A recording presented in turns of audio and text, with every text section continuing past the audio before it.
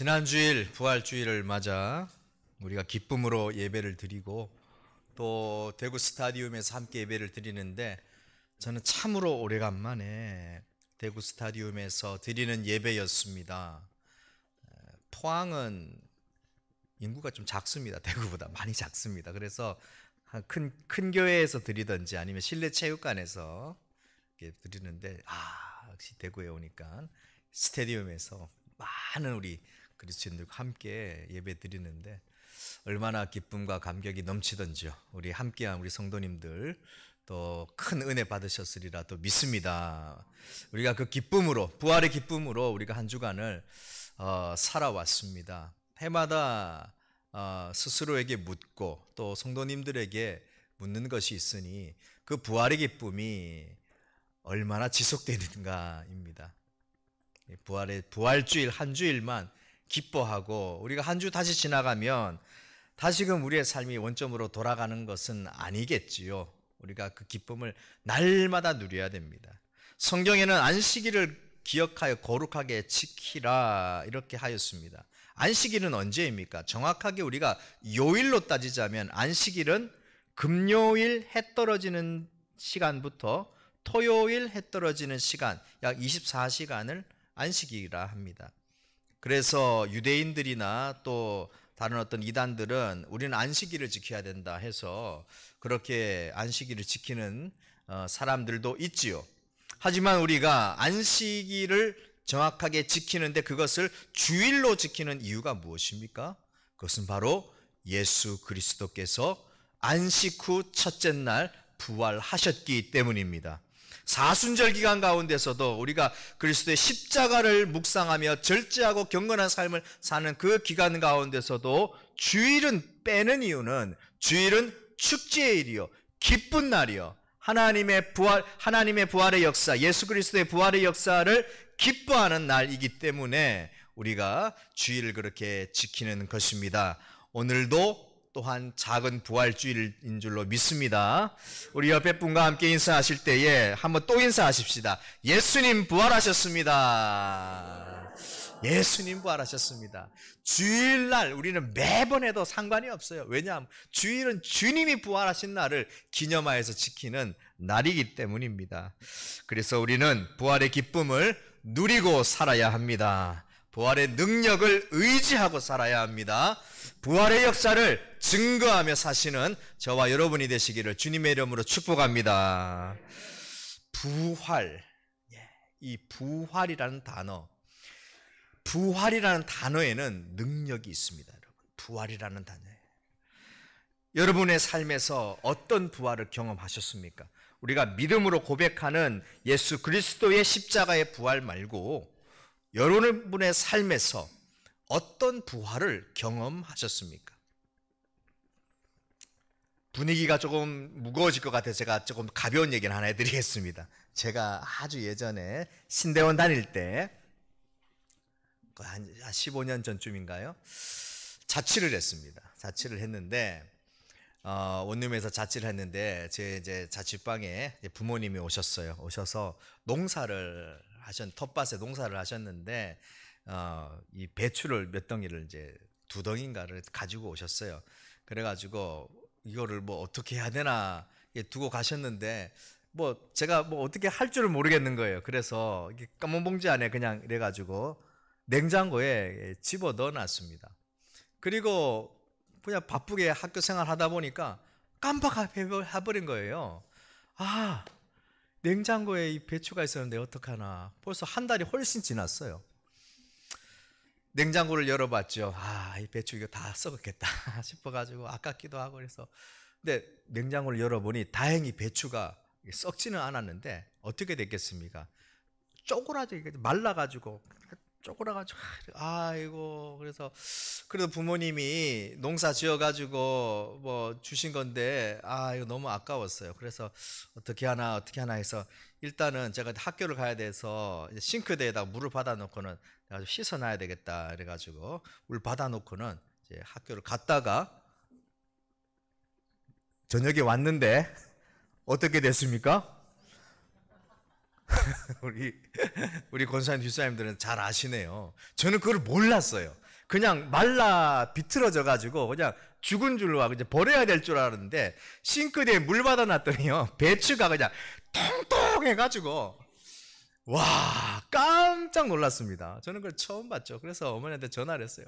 어머니 이렇게 해서 원래 그렇다. 물 받아 놓으면은 다시 싱싱해진다. 그렇게 말씀하시는 거예요. 아 배추가 죽은 줄 알았는데 부활했습니다. 배추가 부활을 했어요. 배추가 부활을 해서 이제 배추를 하나하나 뜯었습니다. 뜯어가지고 이렇게 좀 썰이고 뭐 이렇게 하려고 이제 한번 뜯어보자 이렇게 뜯었는데 그 배추 속에 이 배추벌레가 있는 거예요. 배추벌레가 있는데 물에 씻다 보니까 이렇게 동그랗게 말려가지고 물에 동동동 떠다니는 거예요. 아이고 불쌍하다. 이 시제를 잘못하고 태어나가지고 냉장고에 한 달 동안 있다가 네가 죽었구나 싶어가지고 배추벌레를 옆에다가 탁 놔놨는데 조금 있으니까 어떻게 될까요? 배추벌레도 살아가지고 배추벌레가 부활을 했어요. 죽은 줄 알았는데 배추벌레가 부활을 해가지고 꾸물꾸물 기어가는 거예요. 이야, 그뿐만이 아닙니다. 이제 배추를 이제 다 정리를 하고 배추 그 밑둥이 있잖아요, 밑둥. 제가 어디서 본 거는 있어가지고 그 밑둥을 이렇게 접시 같은 데다 물 받아가지고 이렇게 얹어놨더니 어떻게 됩니까? 거기서 싹이 올라오는 거예요. 싹이 올라오면서 꽃이 피는 거예요. 배추 밑둥도 이렇게 부활을 하더라. 부활하니 이런 생각이 이제 문득 떠올랐습니다. 우리의 삶의 주변에 죽은 것 같이 보이고 생명을 다한 것 같이 보이나 살아 역사하고 다시 부활하는 것들이 참으로 많이 있습니다. 우리가 이러한 시각으로 바라봐야 되는 것이죠. 부활이라는 이 단어는 능력이 있는 것이고 우리가 부활을 관심을 가지고 부활의 시선으로 우리의 주변을 보게 되면 참으로 놀라운 것들이 많이 일어납니다. 부활의 예표들이 너무나 많이 있습니다. 그런 관점에서 이것을 신학적으로 볼 때 자연신학이라 이렇게 표현을 합니다. 자연, 삼라만상을 통하여서 하나님의 창조의 손길을 경험할 수가 있고 부활을 간접적으로 경험할 수 있다. 이렇게 표현을 합니다. 독일의 신학자 에밀 브루너가 이 자연신학에 대해서 이야기를 하였죠. 그런데 여기에서 끝나게 되면 우리 신앙에 허점이 있는 거예요. 제가 앞서 이 예화를 드리는 것은 우리가 믿는 신앙이라는 것, 우리가 신앙으로 믿음으로 믿는 이 부활이라는 것은 자연신학적인 부활을 의미하는 것이 아니라 오직 예수 그리스도의 십자가 죽음으로 말미암아서 영광스럽게 얻는 부활입니다. 죽은 것 같이 보였던 것이 살아나는 것이 아니라 완전히 죽었던 것이 살아나는 부활을 말씀하는 거예요. 죽었던 것이 죽지는 아니하고 생명을 이어가고 있는데 어떤 요건에 의하여서 어떤 현상에 의하여서 다시금 살아나는 것은 우리가 완전한 부활이라 할 수가 없습니다. 예수 그리스도께서 만약에 그렇게 죽으셨다면 우리도 우리 스스로의 힘으로 부활을 경험할 수도 있게 되겠지요. 하지만 성경은 그렇게 얘기하지 않습니다. 예수 그리스도께서는 완전히 죽으셨던 것이에요. 배추가 말라 비틀어져 있고 애벌레가 죽은 것처럼 있고 번데기가 된 것처럼 있는 것이 부활하였다. 예수 그리스도의 부활의 사건을 이렇게 비유해서는 안 됩니다. 예수 그리스도의 부활의 사건은 완전한 죽음 가운데 일어난 하나님의 놀라운 구원의 역사인 줄로 믿습니다. 완전히 죽었습니다. 가망이 1%도 없습니다. 다시 스스로 살아날 가망이 0.1%도 없는 온전한 죽음 가운데에서 죽은 지 3일 만에 하나님께서 예수 그리스도를 죽은 자 가운데서 일으켜 세우셨습니다. 우리는 그 부활의 능력을 믿는 거예요.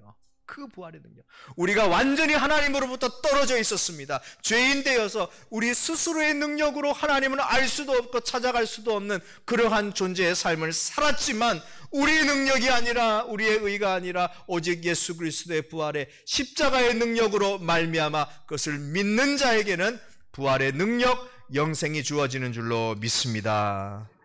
오늘 말씀에 이 부활이라는 놀라운 사건을 믿지 못하는 제자가 한 명 나옵니다. 그 이름은 도마입니다. 죽은 사람이 살아난다는 것이 어떻게 가능하겠습니까?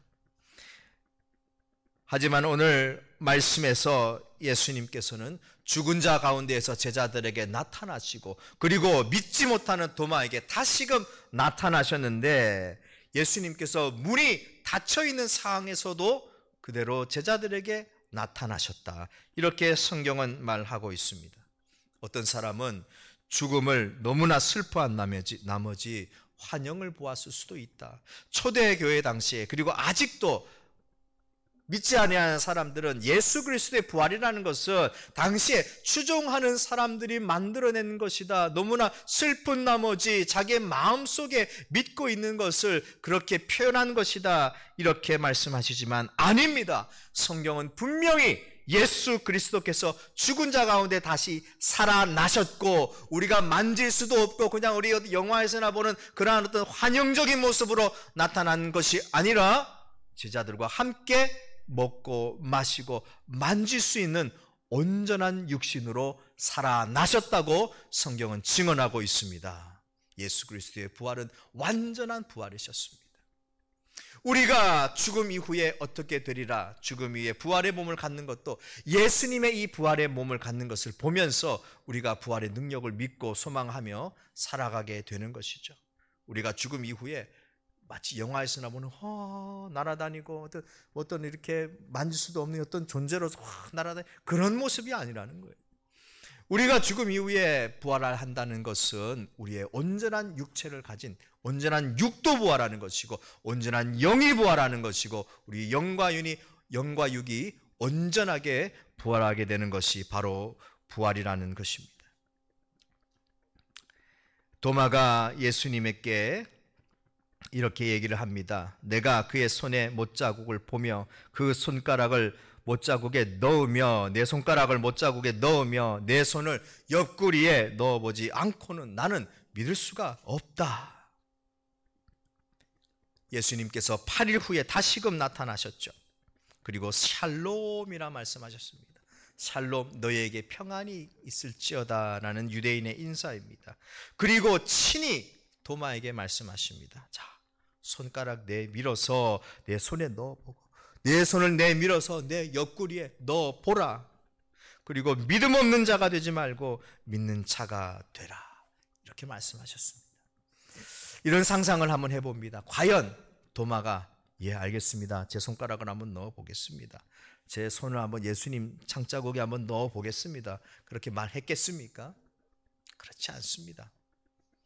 그 즉시 도마는 주님을 고백했는데, 오늘 그 고백의 말씀이 있습니다. 오늘 28절의 말씀을 우리 다 함께 읽어보겠습니다. 28절 시작. 도마가 대답하여 이르되 나의 주님이시요 나의 하나님이십니다. 나의 주님이시요 나의 하나님이십니다. 지난 우리 사순절 고난주간 가운데서도 말씀을 드렸지만, 예수님의 구원의 사역이라는 것은 단 한 사람까지도 그 영혼을 생각하여서 구원의 지평을 넓히고 끝까지 구원하시기를 원하는 예수님의 사역이다. 십자가 위에서도 마지막 그 한 사람 우편의 강도를 위하여 주님은 축복하시고 너가 나와 함께 낙원에 이르리라 말씀하셨던 그 구원이요, 이제 부활하신 이후에 의심 많은 도마에게까지도 나타나셨다는 거예요.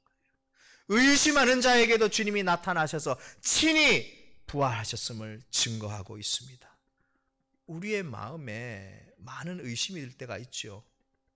하나님 살아 계실까? 하나님, 내가 믿는 하나님 정말 살아계신 하나님일까? 이런 의심이 가득 찰 때에 주님께서 나타나셔서 주님께서 말씀하십니다. 내 손가락을 넣어보고 내 손을 내밀어 직접 넣어보고 믿음 없는 자가 되지 말고 믿는 자가 되라. 주님이 직접 말씀하십니다. 때로는 어려운 가운데, 우리 위기의 순간 가운데 주님 말씀하십니다. 내가 너와 함께하노라. 내가 너와 함께하노라. 이 모든 고통 가운데서 내가 너를 건져내리라. 주님께서 우리에게 말씀하고 계십니다. 의심이라는 것은 도마 한 사람의 문제가 아닙니다. 이거 도마는 왜 이렇게 의심 없이 이렇게 얘기했을까? 만약에 다른 사람들도, 다른 제자들도 그 자리에 없었더라면, 만약에 나도 그 자리에 없었더라면 우리도 의심할 수밖에 없는 연약한 존재임을 성경은 증언하고 하고 있습니다. 도마가 의심이 많고 도마가 믿음이 없어서 도마이기 때문에 그랬다는 것으로 생각해서는 안 됩니다. 나도 그렇다는 것이죠. 나도 신앙생활 하면서 나도 예수님 잘 믿고 지금까지 살아오면서 때로는 내 믿음이 흔들릴 때가 너무나 많이 있어요. 하나님 살아계시기는 하는 걸까? 내가 이 믿음 생활 한다는 것이 맞기는 맞는 걸까? 나의 믿음이 흔들릴 때가 있습니다. 그럴 때 오늘 이 말씀을 묵상하시길 바라며 이 말씀에 의지하시길 바랍니다. 하나님께서 친히 우리에게 말씀하십니다. 죽은 자 가운데서 다시 살아나신 예수 그리스도는 나를 위하여 죽으시고 나를 위하여 부활하신 구세주가 되심을 믿음으로 고백하시기를 바랍니다. 부활이라는 것은 놀라운 역사가 있습니다. 부활이라는 것은 예수님을 죽이는데 앞장섰던 로마인, 빌라도, 총독, 모든 유대의 지도자들 앞에서 스스로 자축하며 이제 저 사람은 끝이 났어. 우리가 처형했기 때문에 저 사람은 끝이 났어. 승리는 우리의 것이라고 자축했던 그들에게 예수 그리스도께서 진정한 승리자가 되심을 선포하는 사건입니다. 그 길을 가신 예수님께서 하나님의 주권을 다시 한번 확인시켜 주신 말씀입니다. 요한복음 10장 18절 말씀에 이런 말씀이 있습니다. 목숨을 내어버릴 권세도 주님께 있고 다시 얻을 권세도 주님께 있음을 말씀하고 있습니다. 모든 것이 하나님의 역사 가운데, 하나님의 주권 가운데 이루어짐을 성경은 말씀하고 있습니다. 무엇보다 부활의 사건이라는 것은 하나님의 아들이라는 예수 그리스도의 정체성을 확증하는 사건이 됩니다. 예수 그리스도의 부활은 이제 우리 신앙의 토대가 되었습니다. 그러므로 예수 그리스도의 부활을 믿고 십자가로 인하여서 죽음 가운데 부활을 믿는 우리 부활의 신앙으로, 부활의 시선으로 이 세상을 바라보게 되면 그 가운데 하나님이 역사하시는 부활의 자그마한 것들도 바라보게 된다는 것이죠. 자연을 그냥 그대로 보는 것이 아닙니다. 우리가 고개를 돌려보면 저 앞에 얼마나 금호강이 아름답게 흘러가고 있습니까? 저기에 꽃들이 피고 또 풀들이 일어나고 계절이 돌아오게 되면 그냥 세상 사람들은 자연이 아름답다, 때가 되어서 봄이 돌아왔구나, 벚꽃이 피니까 아름답다 이렇게 생각하겠지만 우리 믿음의 사람들은 저것을 보면 무엇을 생각합니까? 예수 그리스도의 부활을 생각하는 거예요. 만물이 죽은 것 같았던 만물이 예수 그리스도의 십자가로 말미암아 다시금 부활할 때 우리도 저러한 모습으로 부활해야지. 부활의 기쁨과 부활의 생동력, 부활의 능력이 있으면 우리가 믿음의 시선으로 바라보게 되는 것입니다. 절망의 순간도 마찬가지입니다.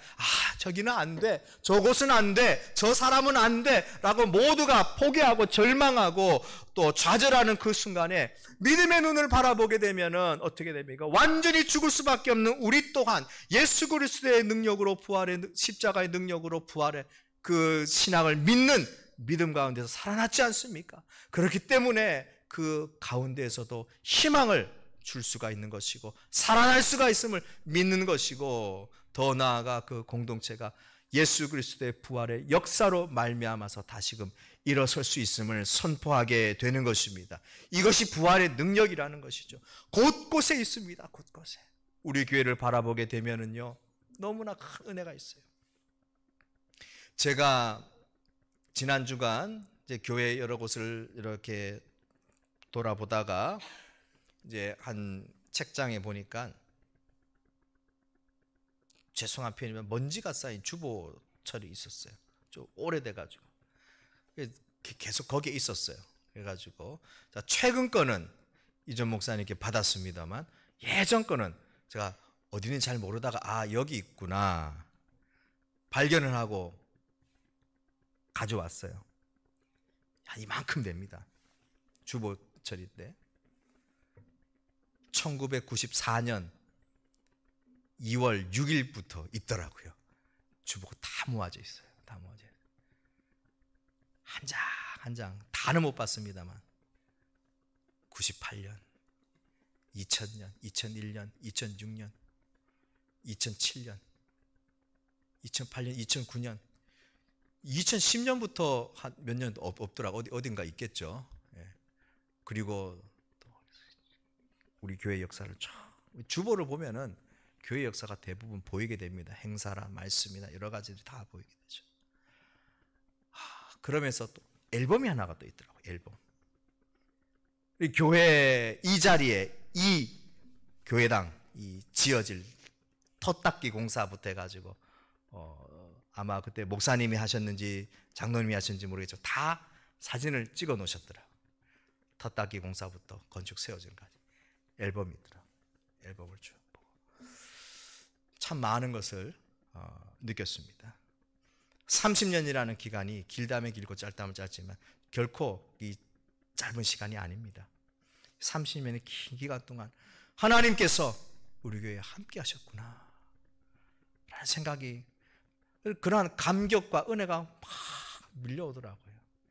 하나님의 교회는 하나님께서 세워가시는구나, 하나님께서 역사하시는구나. 지금까지 온 것, 우리가 올해 주제를 하나님 뭡니까? 30년의 은혜죠. 30년의 은혜. 이 30년의 은혜가요, 주보철 가운데에서 고스란히 느껴졌습니다. 얼마나 많은 눈물과 땀방울이 또 있었을까라는 생각이 들게 되는 시간이었습니다.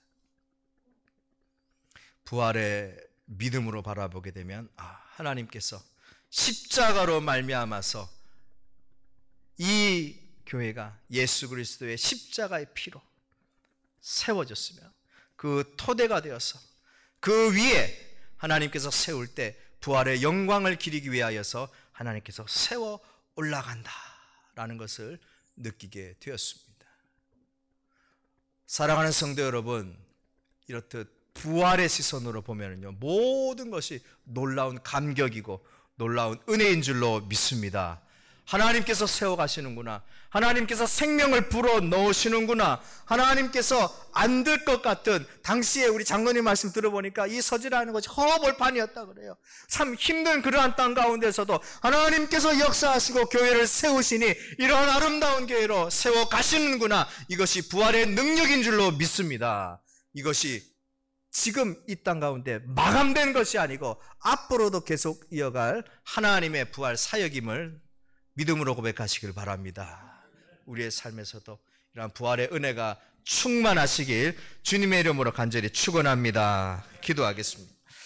하나님 아버지, 우리의 믿음이, 우리의 신앙이 예수 그리스도의 죽으심과 부활을 통하여서 날마다 부활을 경험하게 하여 주시옵소서.